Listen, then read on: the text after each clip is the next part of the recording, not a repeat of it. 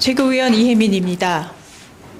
어제 제423회 국회 임시본회의에서는 야당 의원을 향해 국민의힘 박충건 의원이 공산주의자라고 외쳤고 이로 인해 여야 간 거센 충돌이 벌어졌습니다. 이는 2025년 국회 본회의장에서 나온 소리라 믿기 어려운 헌정 질서를 직접적으로 훼손하는 언사였고, 발언을 한 당사자는 해명을 할 기회를 주었음에도 불구하고 그냥 본회의장을 떠나 논란을 더했습니다. 국민의힘은 이러한 국회 모독에 대한 어떠한 반성도 사과도 지금까지 없습니다. 오늘 이곳에서는 제주 4.3 제77주년 추념식이 있습니다. 당시 국가폭력에 의해 수많은 민간인이 어제 본회의장에서 나왔던 공산주의자, 좀 더 직접적인 단어인 빨갱이로 낙인 찍혀 희생당한 현대사의 비극입니다. 남녀노소 가리지 않은 무차별적 학살이 벌어졌던 비극에 대한 국가의 근거는 바로 공산주의자라는 낙인이었습니다. 그 아픔이 아직까지 살아있는 지금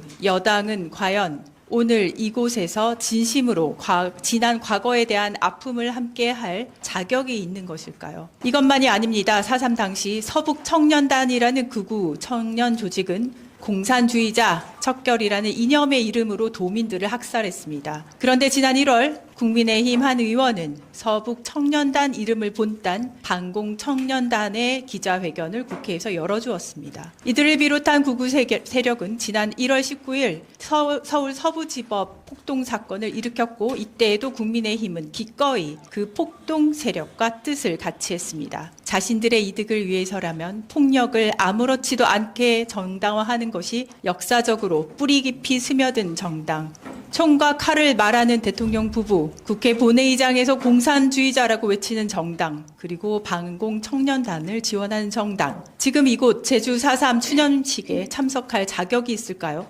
국민의힘은 폭력에 대한 진심 어린 사과 없이 오늘 이곳에 올 자격이 없다고 생각합니다. 한없이 무식한 역사 인식이, 그리고 그 폭력을 선동하는 모습이 내란 정당 국민의힘의 현 주소이기 때문입니다. 내일은 123일을 기다린 윤석열 탄핵 선고일입니다.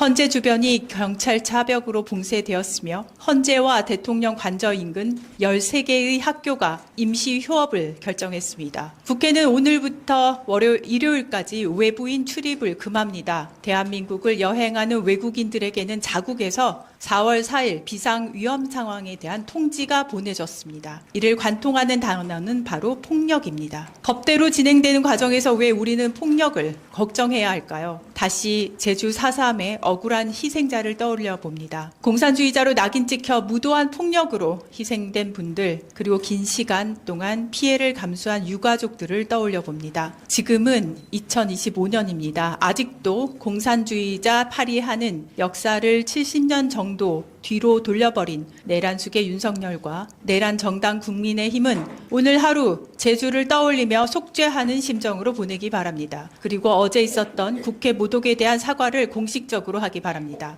4.3의 아픔으로부터의 진정한 회복을 위해서라도, 우리 사회에 이미 만연해버린 폭력을 넘어서기 위해서라도 압도적인 정권 교체가 필요합니다. 그 첫 번째 길은 내일 헌재의 8대0 윤석열 파면 선고입니다. 조국혁신당은 그 길 맨 앞에 서겠습니다. 이상입니다.